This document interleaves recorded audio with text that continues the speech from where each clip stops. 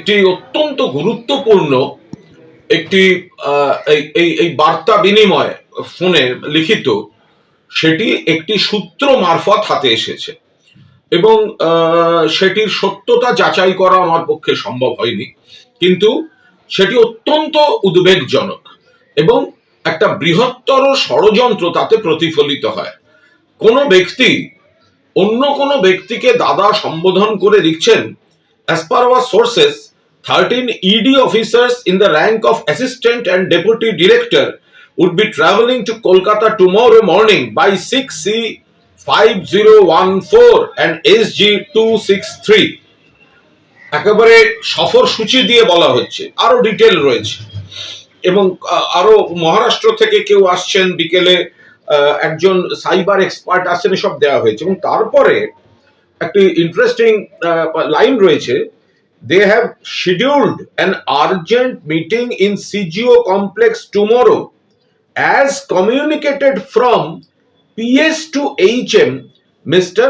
সাকেত কুমার।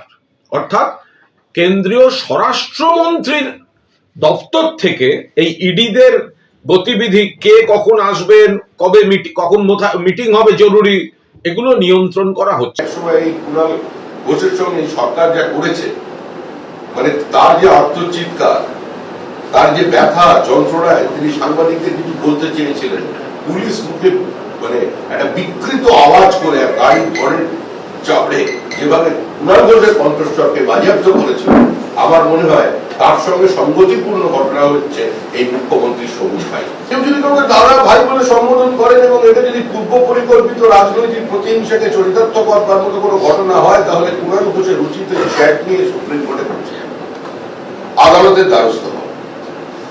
পশ্চিমবঙ্গের মানুষের সঙ্গে এগুলো বলে কোনো লাভ হবে না, এখন মানুষ তৃণমূল কংগ্রেসকে প্রত্যাখ্যান করেছে। আইপ্যাক কাণ্ডে মুখ্যমন্ত্রী মমতা বন্দ্যোপাধ্যায়ের মিছিলের 48 ঘন্টার মধ্যে পাল্টা মিছিল করলেন বিরোধী দলনেতা শুভেন্দু অধিকারী। আর এই মিছিল করলেন সেই যাদবপুর থেকেই, যে মিছিল শেষ হলো দেশপ্রিয় পার্কে গিয়ে। আর সেখানে গিয়ে ফের তৃণমূল সরকারকে উৎখাতের ডাক দিলেন বিরোধী দলনেতা। পাল্টা জবাব দিল শাসক দল। চোরেদের বাঁচানোর মরিয়া প্রয়াস করেছেন, তাই মিছিল থেকে আওয়াজ উঠেছে চোরেদের এনার্জি, নাম তার মমতা। শুভেন্দু অধিকারী নিজে চোর হয়ে চোরের সমর্থনে মিছিল করবেন, এটা খুব স্বাভাবিক। রুট আলাদা, কিন্তু শুরু হলো একই জায়গা থেকে। আইপ্যাকের কর্ণধারের বাড়ি ও অফিসে ইডির হানার প্রতিবাদে শুক্রবার যাদবপুর থেকে মিছিল করেছিলেন মমতা বন্দ্যোপাধ্যায়। মিছিল গিয়েছিল হাজরা অবধি।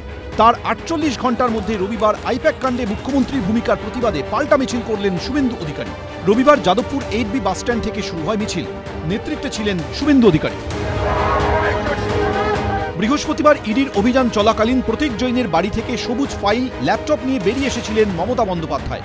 মুখ্যমন্ত্রীর সেদিনের ছবি দেওয়া প্ল্যাকার্ড হাতে রবিবার পথে নামল বিজেপি। প্ল্যাকার্ডে কোনোটায় লেখা চোরেদের এনার্জি মমতা ব্যানার্জি, কোনোটায় আবার লেখা ফাইল চোর মমতা, জেনে গেছে জনতা। মিছিল থেকে ওঠে মুহুর্মুহু স্লোগান।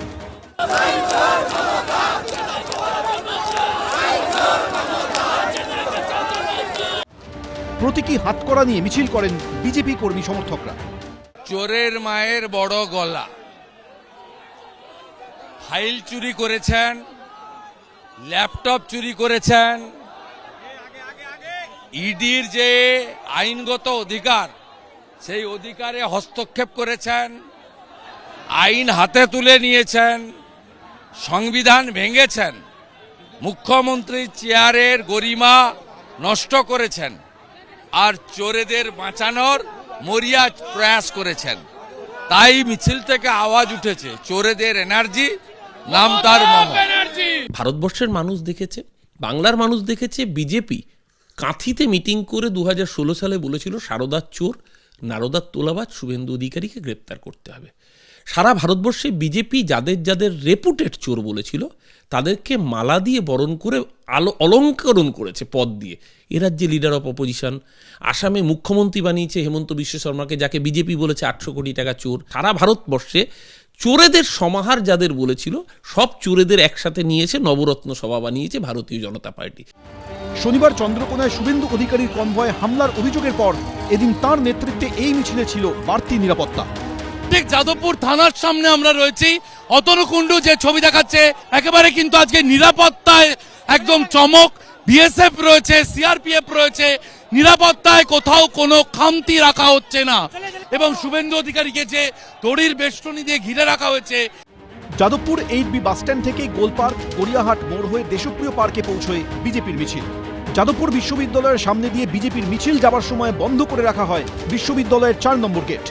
আমরা দেখতে পাচ্ছি যে যাদবপুর বিশ্ববিদ্যালয়ের যে 4 নম্বর গেট বন্ধ করে রাখা হয়েছে এবং যাতে কোনো রকমভাবে অপ্রীতিকর পরিস্থিতি তৈরি না হয় সেটা নিশ্চিত করা হচ্ছে। আমরা দেখতে পাচ্ছি যে এখানে শঙ্কুদেব পণ্ডা রয়েছেন, সেই 4 নম্বর গেটের সামনে রয়েছেন এবং আমরা দেখতে পাচ্ছি যে পুলিশের তরফ থেকেও কিছুটা সতর্কতা নেওয়া হয়েছে।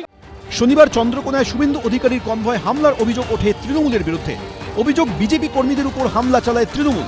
এদিন এই মিছিল থেকে তার প্রতিবাদেও স্লোগান তোলেন বিজেপি কর্মী সমর্থকরা।